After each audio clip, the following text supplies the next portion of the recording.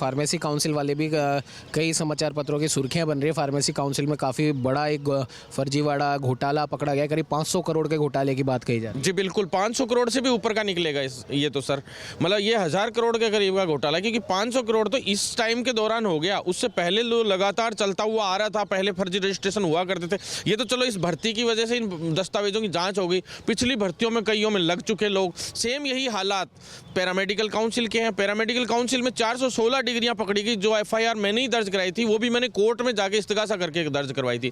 Pharmacy वाली भी मैंने कोर्ट से जाके अभी इस्तगासा दर्ज करके फिर एसओजी ने मुश्किल से इसमें मुकदमा दर्ज किया था पिछली सरकार में, चाहते हुए भी। तो सरकार, पिछली सरकार तो साफ साफ ये थी कि गहलोत सरकार ने तो स्पष्ट रूप से ये कर लिया था कि हम तो खुला फर्जीवाड़ा करेंगे और कोई रोक के दिखा दो दम है तो। लेकिन हमने रोका, युवाओं ने पूरा बीड़ा उठाया कि हमें बीजेपी को लेकर आना। इस बार हमने उसको समर्थन दिया और हमने उनको सबक सिखाया, और जो पेपर इन्होंने बेचे, जो इन्होंने फर्जीवाड़े किए, उनका इनको सबक दिया है। और अब आने वाले एमपी के चुनाव हो चाहे लोकसभा के चुनाव हो, हमें विश्वास है कि बीजेपी हमारे लिए करेगी और उन्होंने अच्छा एक्शन लिया है। हो सकता है हम उनको भी इसी लोकसभा चुनाव में भी अच्छे से समर्थन देंगे।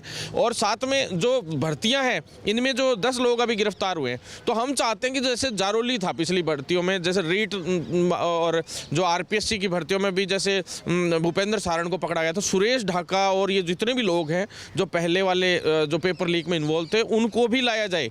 और उनको लाकर उनसे जब उनके बढ़िया ढंग से रिमांड होगा और पुलिस कस्टडी में रहेंगे ढंग से, तो उनसे सारी चीज़ें उगल के आएंगी कि बड़े बड़े लोग कौन इसमें इन्वॉल्व थे। क्योंकि गहलोत साहब के जैसे नज़दीकी लोग थे, वो उनका इन्वॉल्वमेंट इसमें बताया जा रहा था। सुभाष गर्ग जो मंत्री थे पिछली सरकार में, वो कोऑर्डिनेटर थे रीट के।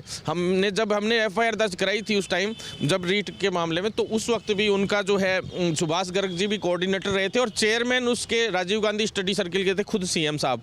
उनके होने के बावजूद इतना बड़ा फर्जीवाड़ा पेपर एक उसमें से ड्रॉर में से निकाल के दे दिया, और उस दूसरी ड्रॉर में रीट लेवल फर्स्ट का था, जबकि एक लेवल सेकेंड रद्द कर दी, फर्स्ट नहीं करी।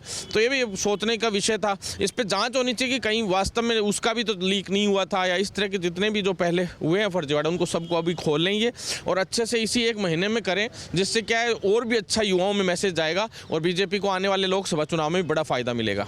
देश और दुनिया की हर बड़ी खबर के लिए सब्सक्राइब करें नवतेज टीवी और पल पल के अपडेट्स के लिए बेल आइकन को दबाना ना भूलें, क्योंकि आपकी खबरों का भरोसेमंद साथी है नवतेज टीवी।